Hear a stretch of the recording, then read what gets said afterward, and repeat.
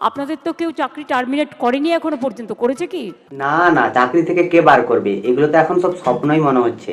এই স্বপ্নটা যখন ভেঙে যাবে তখন কালীঘাটের সামনে 26,000 লোক জড়ো হয়ে যাবে, তখন সামলাতে পারবে না।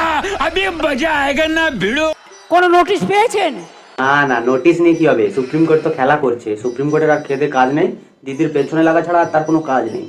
मारो मुझे, मारो मारो नहीं, ये मजाक। আপনার বিরুদ্ধে দুর্নীতি না যদি প্রমাণ করতে পারে তো কি আপনাকে কেউ যেতে বারণ করেছে? সেটাই তো, দুর্নীতি তো প্রমাণ করতে পারবে না। দুর্নীতি প্রমাণ করার আগেই সে দুর্নীতি ধুয়ে মুছে সাফ করে দিয়েছে আমাদের দিদি নিজের দায়িত্বে। যেমন করে আর্চিকর মামলাটাকে সাল্টে দিয়েছে, সেই রকম ভাবে তোমাদেরও মামলাটা পুরো সাল্টে দেবে। এমন করে সাল্টে দেবে যে তোমাদের 14 পুরুষের জায়গা জমি বিক্রি করলেও তোমরা আর টাকা শোধ করতে পারবে না। যান না, আপনি আপনার কাজ করুন না। আপনার কাজ কে বারণ করেছে? হ্যাঁ ভাই, তোমরা সবাই যাও, স্কুলে যাও, কাজ বাজ করো। আর যদি টাকা ফেরত দিতে হয় তখন দিদি তোমাদেরকে সব টাকা দেবে। দিদি সবসময় আমাদের পাশে আছে। দিদি অন্যায়কে সাপোর্ট করে পুরো ভালোভাবে পেছন মেরে দিতে ওস্তাদ।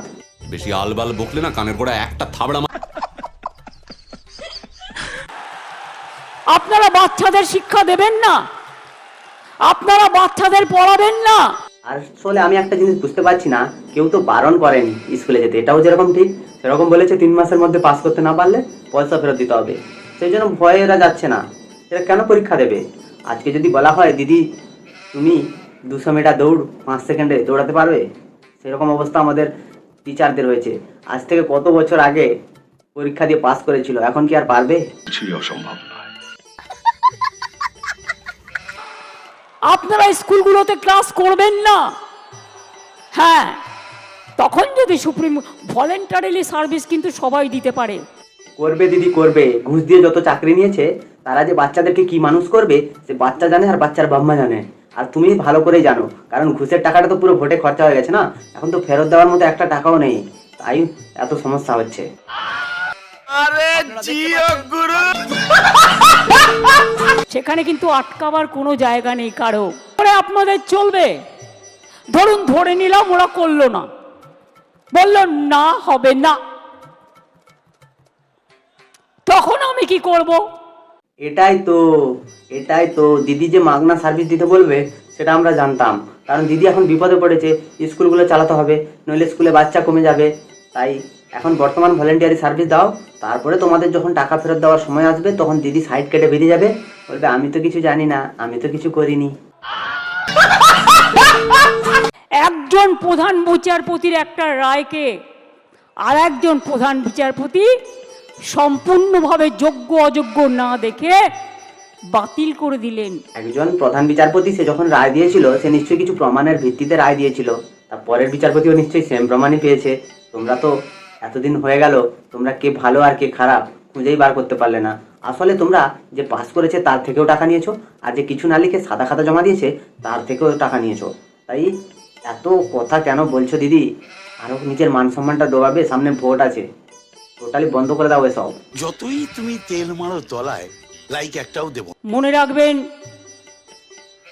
আমায় যদি কেউ চ্যালেঞ্জ করে, সে আমরা ভালো করে জানি তুমি চ্যালেঞ্জটা কিভাবে মোকাবিলা করো। ভাইপোকে দিয়ে আবার 2-4 জন লোককে রেখে তোলার দিকে তুমি আবার এই লোকগুলোর থেকে টাকা নিয়ে এই লোকগুলোকে পাস করিয়ে আবার তুমি ভর্তি করাবে, সে আমরা জানি। আবার সুপ্রিম কোর্টে মামলা হবে, আবার চাকরি যাবে। পেছন থেকে একজনেরই ক্ষতি হবে, সেটা হচ্ছে ছাত্র যুবদের। কারণ ওরা হচ্ছে এইসব মাস্টারদের কাছে পড়লে একটা আতঙ্কবাদী বা অন্য কোনো কিছু তৈরি হবে। তো তুমি যে চাইছো, তোমার যে টার্গেট, তুমি বলছো মাওবাদী কেন আবার উত্থান হচ্ছে? উত্থান তো হবেই দিদি। স্কুলে মাস্টারগুলো যদি ঘুষ দিয়ে চাকরি পাওয়া হয়, মূর্খ হয়, তাহলে তো বাচ্চা কাচ্চারাও মূর্খ হবে। আর মূর্খে কি না করে।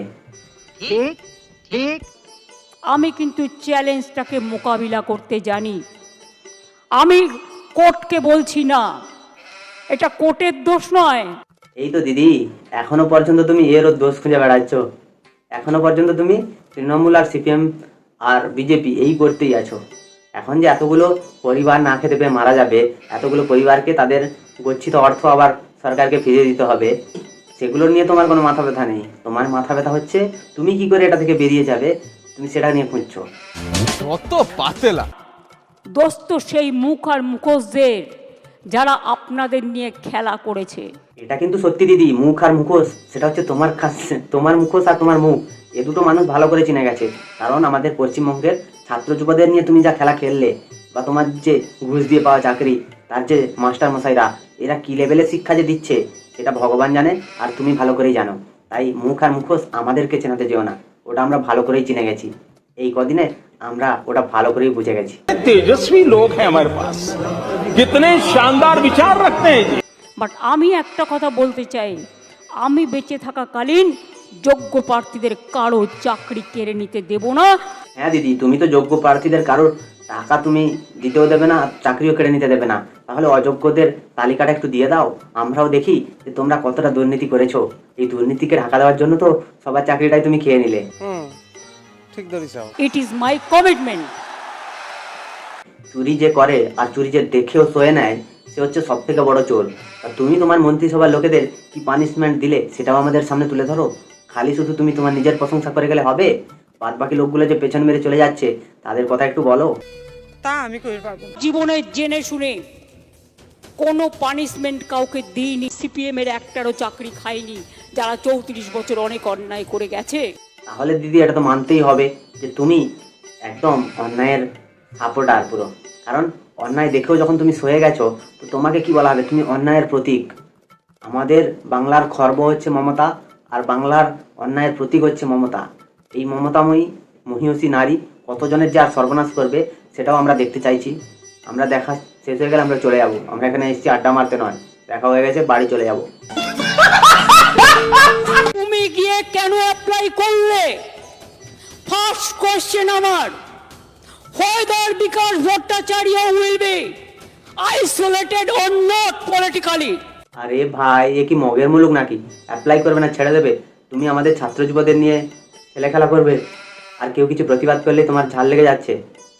ভাবা যায়? বিকাশ ভট্টাচার্য ভালো কি খারাপ সেটা আমরা দেখতে যাব না, কিন্তু তোমার মুখ আর মুখোশ এ দুটো সাধারণ জনগণের সামনে পুরো ক্লিয়ার হয়ে গেছে। এরপরেও যারা 500 টাকা 1000 টাকার জন্য রাস্তায় ভিক্ষে করবে, তারা তোমার যারা আরো সাপোর্ট করবে, ওরা ওদের ছেলে মেয়ের ভবিষ্যৎ পুরো নষ্ট করে দিচ্ছে।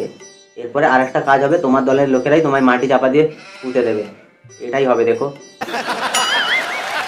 2022 থেকে খেলা শুরু করেছিল, একটা নোংরা খেলা। প্রথম কথা হচ্ছে মামলাটা করেছিল বিকাশ রঞ্জন ভট্টাচার্য, আর রায় দিয়েছে দেশের সর্বোচ্চ আদালত। তুমি লড়তে পারতে, তুমি তো একজন উকিল দিদি। এই মামলাটা কিন্তু তোমার লড়া উচিত ছিল, কারণ তুমি তো ল পাস করেছিলে। তো তুমি একবার প্র্যাকটিস করতে কোর্টে গিয়ে যে এটা একদম ফ্রেশলি নিয়োগ হয়েছে, তো তুমি সেটা বলতে পারতে। তুমিও বললে না, তখন 26,000 লোকের চাকরি চলে গেল। তখন তুমি মিডিয়ার সামনে এসে অনেক ডায়লগবাজি মারছো। তো এই ডায়লগবাজি তো কোনো কাজ হবে না দিদি, কাজ যেটাতে হবে সেটা হয়ে গেছে অলরেডি। তো চাকরি হারাদের চাকরি ফিরে পাক কি না পাক, আমাদের ভিডিও চলতে থাকবে। এই ভিডিওটা তোমাদের কেমন লাগলো তোমরা কমেন্টে জানিও। যদি ভালো লাগে তাহলে লাইক, কমেন্ট, শেয়ার এবং সাবস্ক্রাইব করে দিও। পাশে থাকা বেল আইকনটা প্রেস করতে একদম ভুলবে না। সবাই ভালো থেকো, সুস্থ থেকো, সাবধানে থেকো। দেখতে থাকো বাংলার কুঁড়ে ঘর।